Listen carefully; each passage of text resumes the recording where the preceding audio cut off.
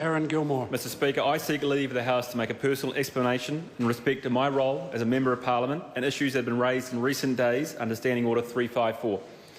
In relation to this statement, I won't talk for about 4 or 5 minutes in lieu of making any further valedictory speech. Leave is sought for that personal explanation. Is there any objection? There is none. The member may proceed. Mr Speaker, I have tendered my resignation to the Prime Minister as a member of the National Party caucus and you as a Member of Parliament. Mr Speaker, I have done so because I have made errors of judgment as a Member of Parliament. Those errors are causing an unnecessary distraction to the government. This is causing immense stress to me, members of my family, and in light of constant media scrutiny into my life, I am unable to continue to function properly as an MP. It has already been widely canvassed to the media just what some of those incidents have been. I behaved rudely to bar staff at the Heritage Hammer Springs Hotel. I behaved badly on that night. Mr Speaker, I have never wanted things to get to this point. I cannot offer any excuses for that conduct or the poor management subsequently. Mr Speaker, over the past 2 weeks, I have gone through the 5 stages of grief as I have come to terms with resignation, denial, anger, bargaining, depression and acceptance. The stages have not always been in that order and changed hour by hour. At times, my anger has been such that I have contemplated utu against my enemies. It is fair to say, Mr Speaker, that I have said and done many stupid things in my life. If I were to stand here and list all of them and try to talk my way out of it, then we might not have time to pass next year's budget, let alone this one. Well, some of the things said about me I have found to be deeply hurtful and untrue.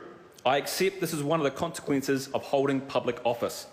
I also accept, as other politicians from across the spectrum have found over the years, that when you are caught in a media storm of your own making, the only honourable thing to do is to step out of politics and attempt to rebuild a private life.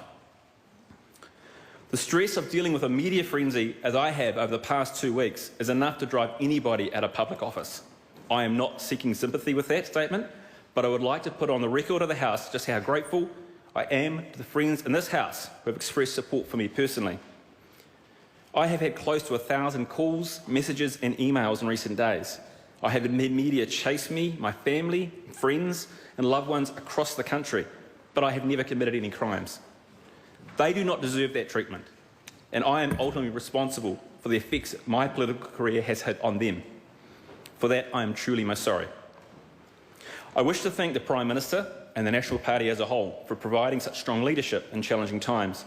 I was first elected to Parliament almost 5 years ago, but more importantly, I value the dignity of my party, the leadership of John Key, and those here and worked hard to have a John Key government. I've learned plenty, and through my time here, have many to thank. I've been through thousands of earthquakes and helped as many people as I possibly could along the way. I am disappointed I will not be able to continue as a Member of Parliament, but I do hope to help in a more modest way sometime in the future. Mr Speaker, I also wish to thank my family and friends for their generosity and support since I was first elected to Parliament. The last couple of weeks have been particularly hard for them, and I'm truly grateful for their support for helping me in such trying times. I apologise to them, just as I do to the Prime Minister, my colleagues and supporters in the National Party and this House as a whole for my misjudgments. I will continue to be supportive of the Prime Minister, the National Government and the National Party from outside Parliament in the limited capacity of a private citizen. And now that I have the opportunity to lay out on the record of this House, Mr Speaker, it would not dignify this House or me to use unseemly words against others in my final speech here. I know I've angered many people, and if I'm going to seek their forgiveness, I must be prepared to forgive unkind words about me. To those in the media who predicted I would dig in my heels and hang on to Parliament as long as I could, while many of my friends wish me to stay in this House and fight these issues, but today I'm not surrendering, I'm retreating. I'm sorry I did not meet your expectations.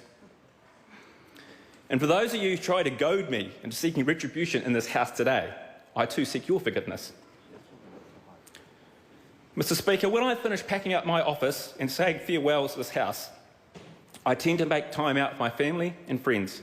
I don't expect to be making any public statements for some time. I ask the media to respect my privacy and that of my family. When I gave my maiden speech, I quoted George Patton's words, lead, follow, or get out of the way for those who will. Well, today, I'm choosing to get out of the way. I'm looking for something new to do.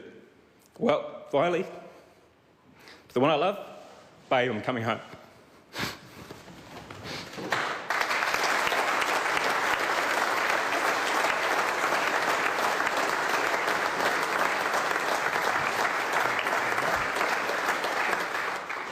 Honourable members, I have received a letter from Materia Ture seeking to debate Understanding Order 386, the agreement between the